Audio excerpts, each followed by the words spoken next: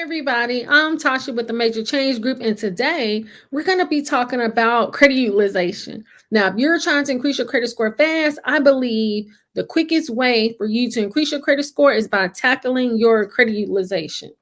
And so, in my last video, I was talking about when we're looking at our credit utilization, should we look at it for our overall utilization or per card? So, you'll have to check out that video.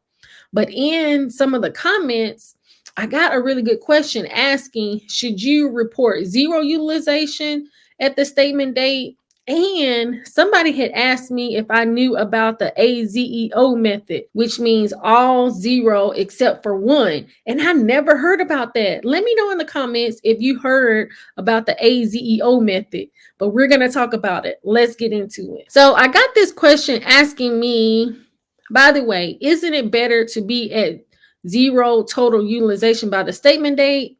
So if we pay after the statement date, we don't get interest. And so I thought that this was a great question. And in my opinion, I think it's better to show utilization on at the statement date so that it can report to the credit bureau so you can show usage on your credit card. Because y'all know some banks and credit unions this year, and let's say 2020, was closing credit cards. And I say for myself, I had 2 credit cards, my Bank of America credit cards, that was closed due to no usage. And I was not reporting any utilization. So in my opinion, I think that it's better to show utilization. But then the second part is stating, so if we pay after the statement date, won't we get interest? And what I really think is, I will take a look to see when is my statement date. And then I will go over to my Chase portal to see if it has reported what's on my statement. And then after I know that it reported, I will pay the credit card off so that I won't have any interest that I'm paying. So what I'll do is I will take a look at my statement date. So let's say for this is my American Express Gold card. It's stating that my closing date, which is my statement date, and the statement date means this is when it's going to report to the credit bureau, is 5/16. So then I had a balance of $1,115.90. And so you can see here that I had reported 25% and it reported $1,016. And so for this credit card, now the thing is, you want to make sure that you pay the minimum balance before the payment due date. And then for me, after my statement date, I will pay off the remaining balance. So I will let it report either 2 or 7%, but most likely I'm going to let it report less than 10%. And then after I know that it has reported to the credit bureau, then I'll pay the card off. So it's very important to understand your payment due date and your closing date. And then usually maybe a few days, 3 to 4 days after my closing date, and when I can take a look at my credit report to see that it's reported, then I know that it's reported and I can pay it off and you won't end up paying interest on it. So then someone had commented to this person stating, I am a AZEO believer, all zero except for one.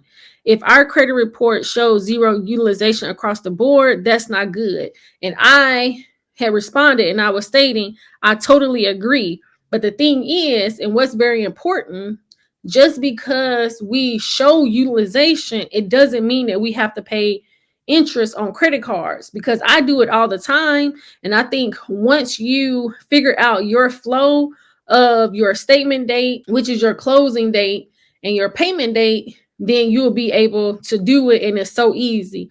But you have to know that statement date or closing date to where you would just pay it off. The thing is, I never heard of all zero except for one. So that was a new one on me, but it makes sense because you do want to show utilization. But the thing is, do you want to show utilization on all your credit cards? Because let's say for me, I have 14 credit cards, and for the most part, I'm not even using all 14 of the credit cards I'm usually only using maybe 2 to 3 credit cards a month. So I went over to Experian because y'all know I love Experian and they always have a lot of good information.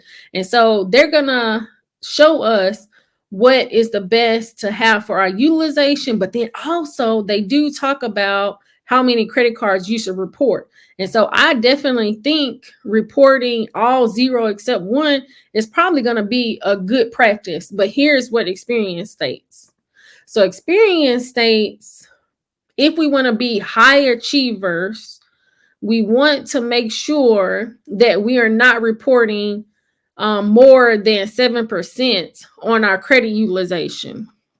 So we want to make sure that we have 7% or less of our credit utilization, but then also it says the number of accounts with a balance. So here it's saying for high achievers, an average of 3 accounts carrying a balance is pretty good. So you don't want to carry a balance over 3 accounts. But I know for myself, when I first heard of this, because I did a video on this maybe last year, because I love the score ingredient, and you can go over to Experian, and this is free for you to be able to see the score ingredient, and it's actually going to break down each aspect of your payment history, your utilization, and your length of credit. It'll give you a lot of information about it. And so so when it said 3 not carrying a balance over 3 credit cards, but then sometime I might carry a balance on 5 credit cards. So when I pull I want to say I had pulled from my Chase portal and I might have had 5 credit cards. I had less than a few $1,000s that was reporting. So the thing is, I don't know that it's one right way. It's like what way is good for you. So I think that it possibly could be easy. Let's say if you have 3 or 4 credit cards, it might be easy to make sure that you're only reporting on 1 credit card. So you have to figure out what's a good balance for you. But then also on the Experian site, it's stating to not carry a balance over 3 credit cards. And so for me, I would say number 1 is we want to not carry over 30%. So let's say if you have high utilization, let's say over 30% or even 50%. So first, you would want to check out each individual credit card and see how could I get that utilization down. So let's pay some of the credit cards off or make a plan for it and then get that, let's say 10% or lower. And then after you get your credit utilization 10% or lower, or 7, what Experian is saying, then you can possibly say, well, how many credit cards am I reporting utilization on? And so if it's 4, then you can check out the all 0 except for 1 and see if that's going to work for you.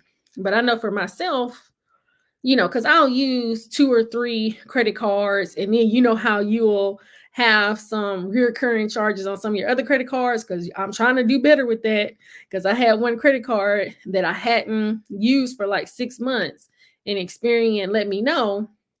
And, I want to make sure that I'm showing usage on my credit cards.